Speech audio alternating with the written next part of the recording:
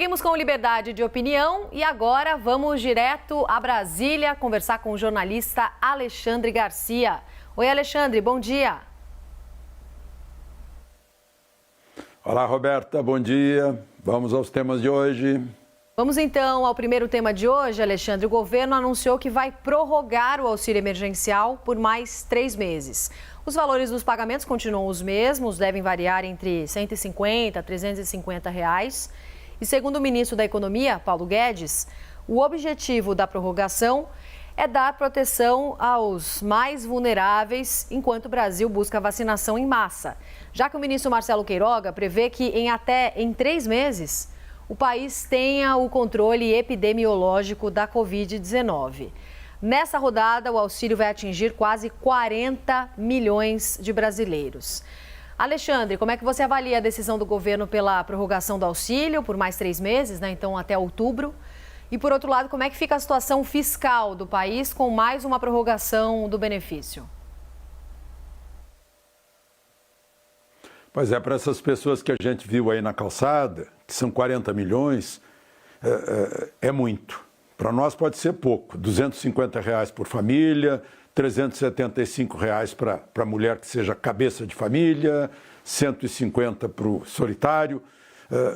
Para nós pode parecer pouco, para eles é muito. Né? E não custa lembrar, a gente viu aí a fachada da Caixa Econômica Federal, o trabalho extraordinário dos funcionários da Caixa, que muitas vezes trabalharam fim de semana, sábado e domingo, sem horário, para atender as pessoas. Bom, isso é importante para essas pessoas, tem mais 3 meses.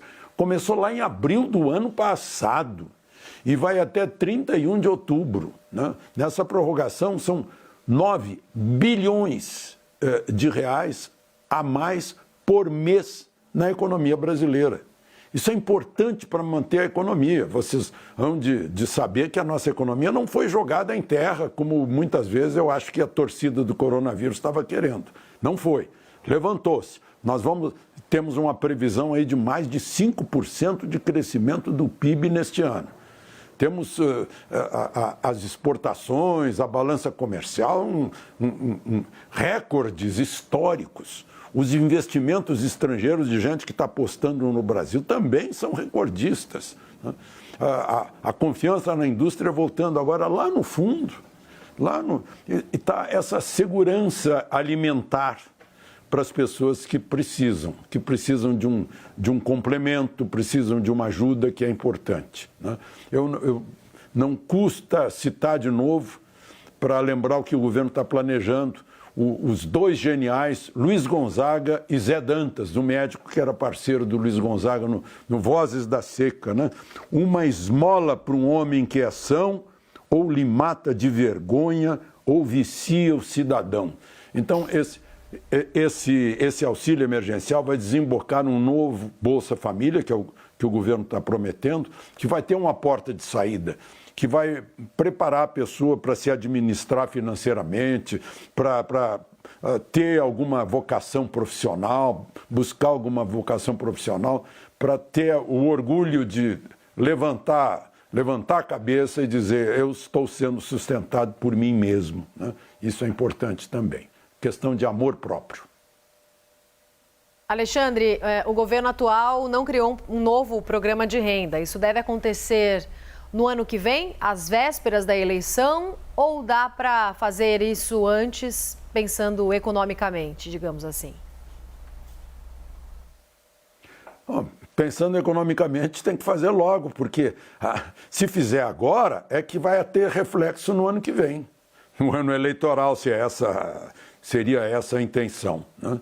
Então, é fazer logo esse programa para colher os frutos a partir do ano que vem, e colher os frutos permanentemente, que é essa história de formar a pessoa para enfrentar a vida financeiramente, para ter sua própria renda. Gente, isso está acontecendo, o mundo urbano não sabe disso, talvez, está acontecendo com os índios brasileiros, né?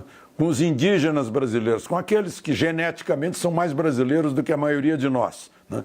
Eles estão buscando autonomia financeira, produzindo, ganhando seu próprio pão e mais, contribuindo para a balança comercial brasileira, né? Isso está acontecendo muito por aí. Ainda essa semana estão recebendo 14, 16 tratores, lá, um grupo de uma reserva para tocar para frente a sua autonomia financeira. Alexandre, próximo assunto então, os combustíveis estão mais caros a partir de hoje. A gasolina tem acréscimo de 6,3%, o diesel fica 3,7% mais caro e o gás com alta de 6%. É o primeiro aumento, se a gente considerar a gestão do general Joaquim Silva e Luna, né, que assumiu o cargo em abril, mas é o 8º reajuste desde o mês de janeiro. No acumulado do ano, o diesel subiu cerca de 40%, para a gente ter uma ideia, e a gasolina avançou 46%. Alexandre, te fazendo a pergunta, então, que todo mundo quer saber, todos os brasileiros, até quando esses reajustes de combustíveis ainda devem continuar? Sempre, né? Vai ser sempre assim.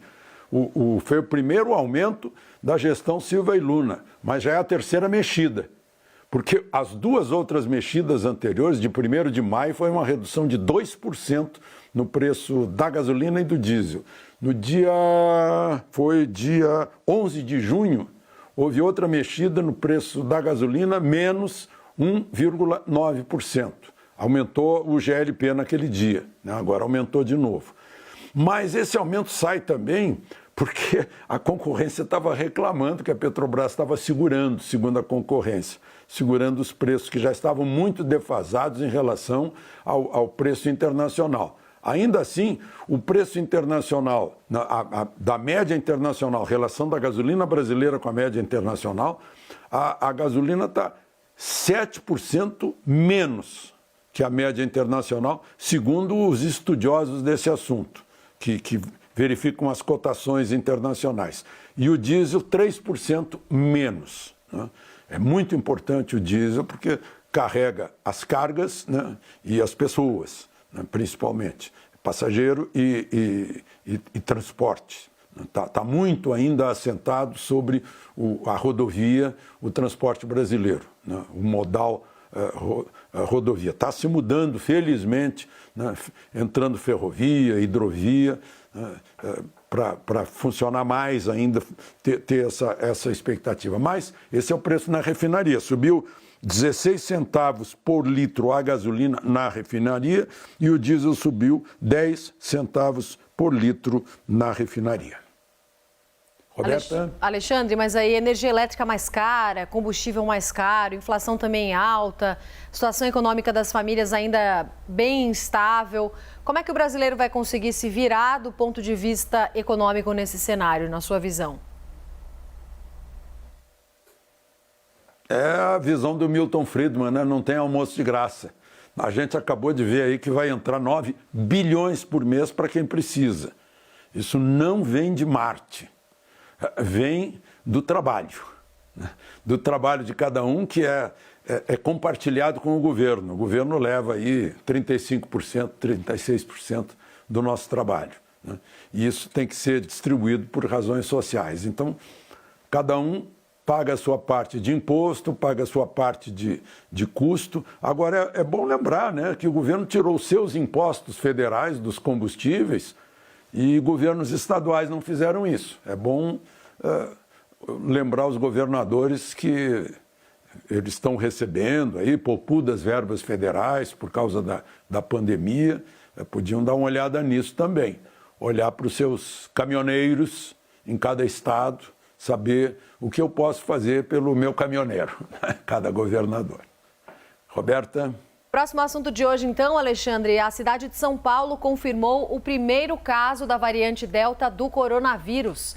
A Secretaria Municipal de Saúde divulgou que um homem de 45 anos testou positivo para essa variante que a gente tem acompanhado e que foi identificada pela primeira vez na Índia. A Prefeitura afirmou que o homem está isolado, segue monitorado por equipes de saúde. Ainda não há informações sobre se o homem teria sido infectado pela nova variante, se ele teria chegado de viagem nos últimos dias ou se de fato contraiu a doença aqui no Brasil. De acordo com especialistas, essa variante Delta pode se tornar a versão mais dominante do novo coronavírus em todo o planeta.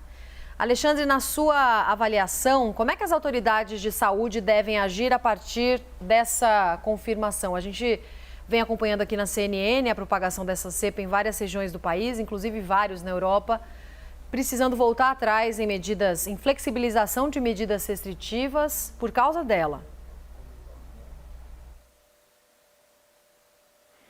Pois é, não sei, eu acho que eles têm que pensar, como se diz, pensar com a cabeça, né?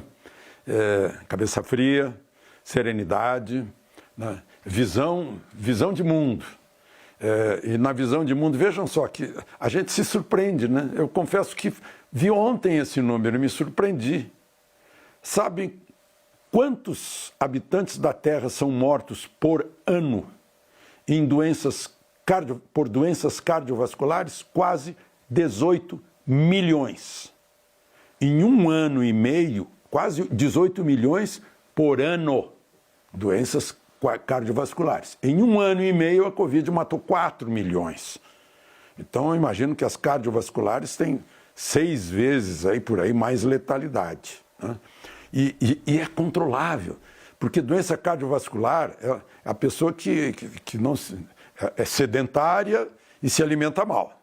Então, os governos deveriam orientar mais as pessoas a se livrarem disso.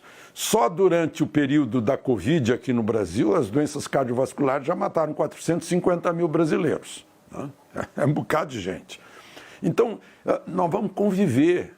Não vai embora, o vírus não vai embora. O vírus vai fazer variantes, né? A gente toma normalmente a última virose aí que nos abateu, H1N1. A gente já está tomando vacina, neste ano eu tomei a vacina do H1N1, já é tetravalente, já pega 4 variantes, né? Então, na medida em que passarem os anos, a vacina que a gente está tomando agora para a Covid, a gente vai saber da eficácia dela, a gente ainda vai saber da segurança dela com o passar do tempo. E vamos conviver com esse vírus, né? Esse vírus não pode nos aprisionar, nos tornar escravos do pânico, do medo, né? É um conceito de liberdade que está em jogo também. Então temos sim que combater o vírus, como temos que diminuir o número de mortes por doenças cardiovasculares, por outras doenças respiratórias que também são gravíssimas, né? Como a gente se protege, como a gente se prepara, como a gente se previne, né? E para isso é preciso sensatez e cabeça fria, sem dogmas, né? Procurando soluções para isso. Roberta? Vamos para o próximo assunto então, Alexandre. A ministra do Supremo Tribunal Federal, Rosa Weber, negou o recurso apresentado pela CPI da pandemia contra a decisão dada por ela, que autorizou o empresário Francisco Maximiano, dono da Precisa, a ficar em silêncio durante depoimento à comissão do Senado. Com essa decisão, além de poder ficar em silêncio, o empresário que foi convocado para explicar o processo de compra da Covaxin terá também direito a ser acompanhado por um advogado durante o depoimento e de não sofrer constrangimentos físicos ou morais. Alexandre, como é que você avalia essa decisão da ministra Rosa Weber e de que forma esse tipo de decisão prejudica os trabalhos de investigação da CPI, em especial em relação às denúncias sobre irregularidades no processo de compra da Covaxin?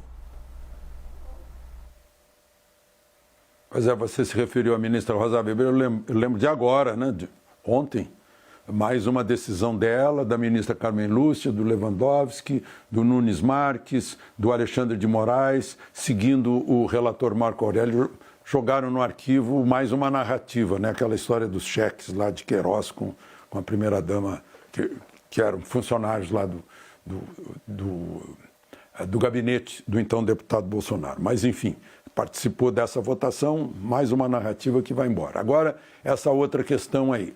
Ela deu garantias para esse empresário, o senhor Maximiano, para se defender.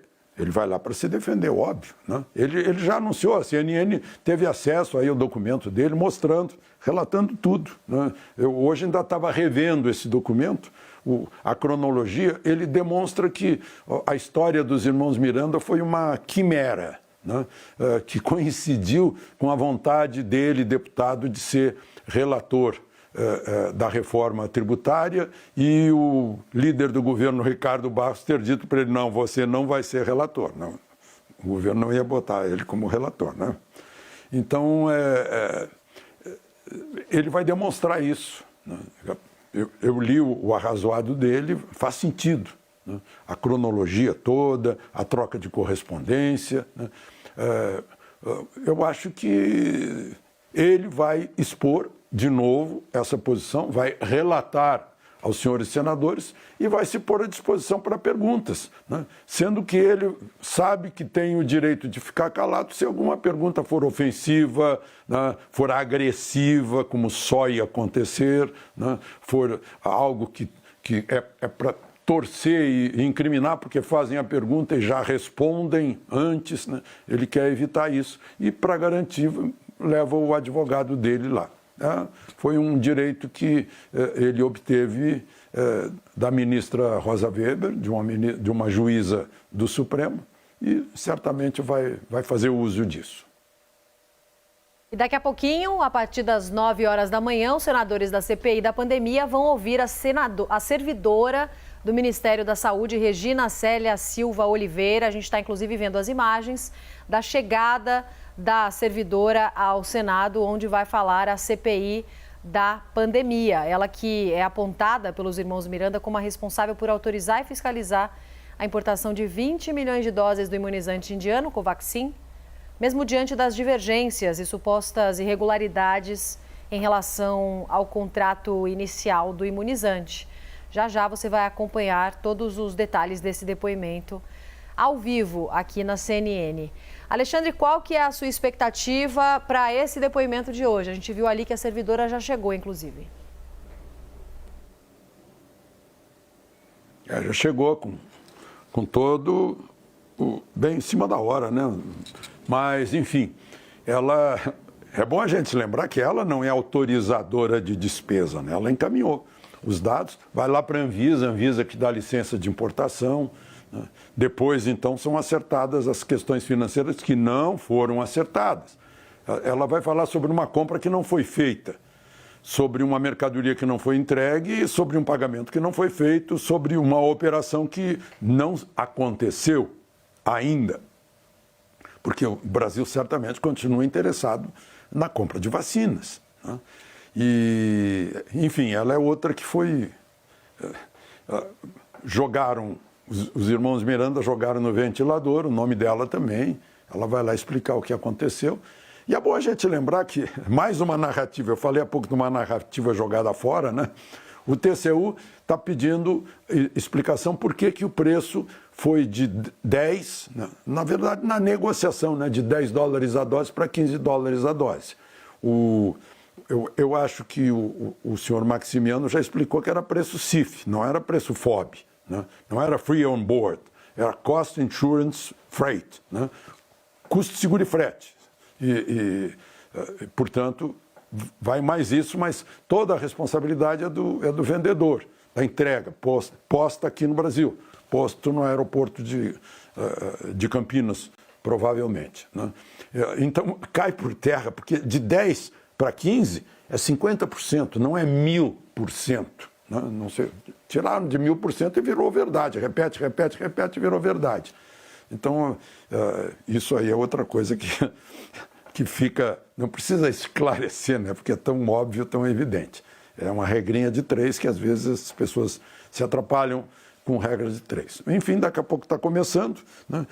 Eu acho que, para finalizar, né? Eu acho que o Luiz Miranda que tem que ir lá de novo. Porque ele já fez umas declarações aí que a gente não entende mais nada.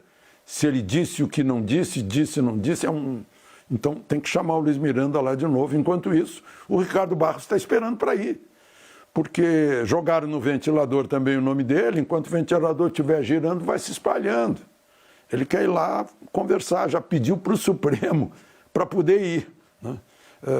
É outra expectativa, porque estava marcado para dia 8, quinta-feira. Mas a própria CPI cancelou, acho que sine die, né? Então, vamos esperar também Ricardo Barros, mas principalmente Luiz Miranda, né, que foi uma grande atração. No momento que a CPI estava lá embaixo de audiência, ele recuperou a audiência da CPI. Roberta? Alexandre, vamos acompanhar então. Obrigada e até amanhã. Até amanhã, aproveitem o dia.